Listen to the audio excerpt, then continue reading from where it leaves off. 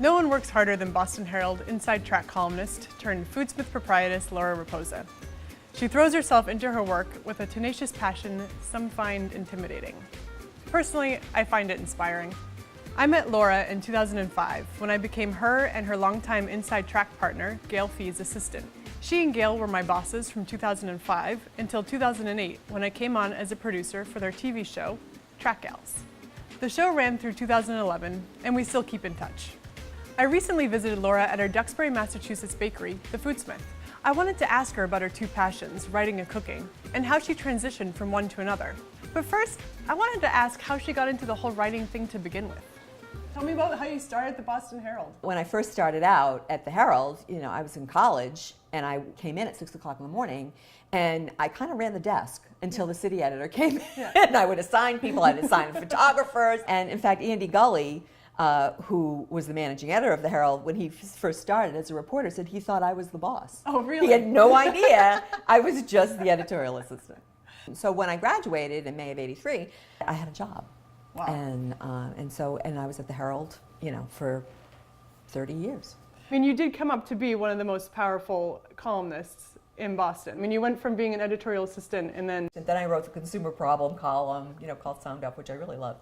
And then I was a business reporter, and Norma Nathan died. And Norma Nathan was, talk about powerful columnist. I mean, Norma was the pinnacle. And so Gail and I took over, and we had the biggest mouths in the newsroom, and they put us together. Ken Chandler, smartest man, and we were together for 21 years. We were very powerful at one time. if I remember correctly, one of my favorite headlines of all time, those Boston bitches will totally cut you. That was something, if you Googled me prior to the Foodsmith, that's the first thing that came up. I was horrified at one time, but now I was quite proud of it. Now I'm quite proud of it. Laura's self-deprecating, but her and Gail's Inside Track column was so popular, sometimes even sports news had to take a back seat. And they did that all by coming up in the ranks in a male-dominated industry. Their success was inspiring, and trust me, nothing was more impressive than watching the two of them flesh out a story. They were absolutely fearless. Being here at Fenway Park with this movie. Talking to me at Fenway Park. Talking to you, you're part of it. I wouldn't say you're the biggest part of this story, but you're one part. Although Laura loved her job, her first passion was cooking. She comes from a long line of determined, passionate culinary entrepreneurs, and she shared her story with me. My family is in the baking business. Right. My grandfather started my family's company, which is a bakery supply house, out of the garage. And now it's this huge company, and it's still run by my father, it's run by my mother and my brother. So I've always been in bakeries. My grandparents owned a bakery, my grandmother, during the Depression, they owned a bakery in Fall River, and I had a Susie Homemaker, the complete Susie Homemaker kitchen. And I made those little light bulb cakes and frosted them in that neon pink, disgusting thing. And my father, God love him, would come home after being calling on the best bakeries in Rhode Island and come home and eat my light bulb cake. Aww. And that was really the start of my career. But then when I was at the Herald, my outlet was cooking and baking. And I went to the Culinary Institute of America, and I'd go up to King Arthur Flour in Norwich, Vermont for weekends. I wanted to know the right way of doing everything. Right. I didn't know what the hell I was going to do with all this knowledge except feed my husband. It was fun. I really enjoyed it, but then there was that other thing that got in the way. And then when my real job was starting to affect me, I decided, what makes me happy? I'm 52 years old. What makes me happy is feeding people. And, I fed my family and I fed my friends for so many years. I'm going to open up my own place. And now we've come to the part of Laura's story that truly makes her a badass. She had the courage to walk away from her successful career and completely change her life course. In her 50s, Laura had an inspiration of her own, the late, great culinary genius, Julia Child. Child made a similar late decision that changed the direction of her own life. I'm a big fan of Julia Child myself, so we had a lot to talk about.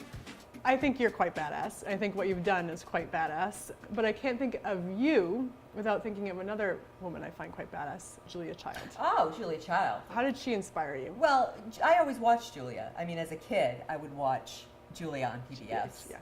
And anyway, I got to go to her house. And she had an event at the house on Irving Street in Cambridge, and I was invited. And I went to the powder room, and she had these like French posters, and they were very interesting, very Toulouse-Lautrec. And so I do my business and washing my hands, and go back out through the dining room into the pantry. And the caterer said to me, Ms. Raposa, I don't think your skirt should be up like that. And so I began, actually she did, because I was so horrified. She began taking my skirt out of my pantyhose. And so I had gone through the dining room, past Julia Child, by the way, Jasper White, Lydia Track, with my ass in, that's badass, my friend, into the pantry. And so I thought, well, do I stay here the rest of my life, or do I grab champagne and walk out like nothing else happened? And that's what I did. The strongest comparison, aside from passion, that I make between Laura and the French chef is their shared drive for what Child called self-education. Going back to her starting quote unquote late in life. I mean, I know so many people in their 30s who are like, oh, I wish I could have done this, but I can't because my ship has sailed. No, the ship has never sailed. I agree. I don't understand that mentality that, okay, well, I'm 37, so therefore I'm not in my 20s, so I just have to be miserable for the rest of my life and not do what I want to do. And it's just an impractical approach. And that's the opposite of Julia. It's the opposite of you. Of me, yeah. I was always a fan of hers because she started late in life. When you're 54 years old, you're pretty much winding down, of your career or whatever. And I started a whole new one. Yes.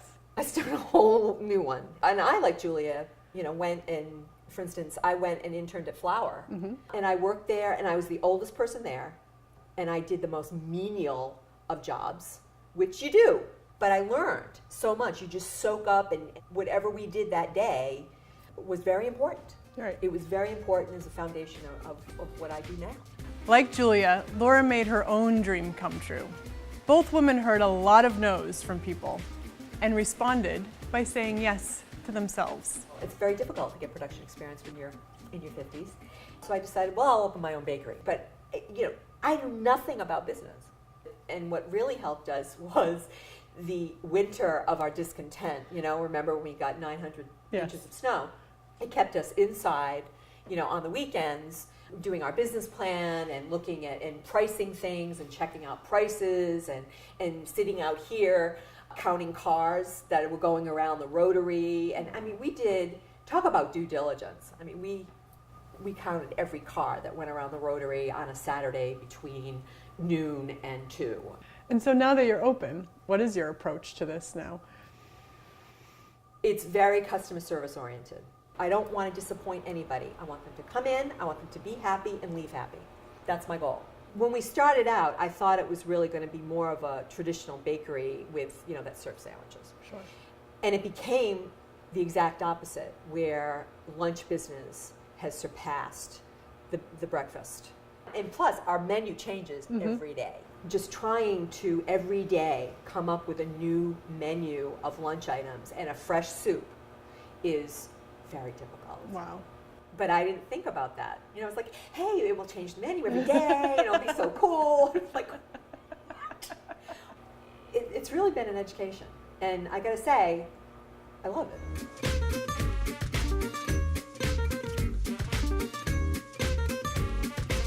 It is so unglamorous. Mm-hmm. First of all, I get up at 3 o'clock in the morning, and I start right in. I start right in on my baking, and then we're off and running, and we close at 2. But what happens at 2?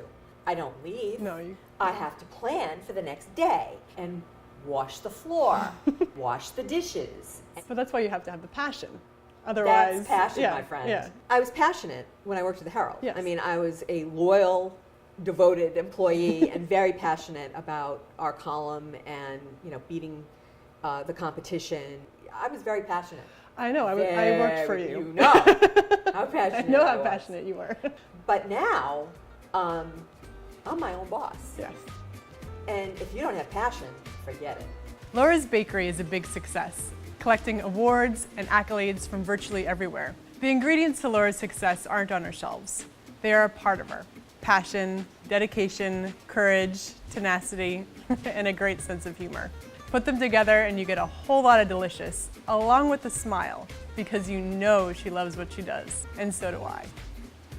I'm Erin Hayes, and this has been Badass Women.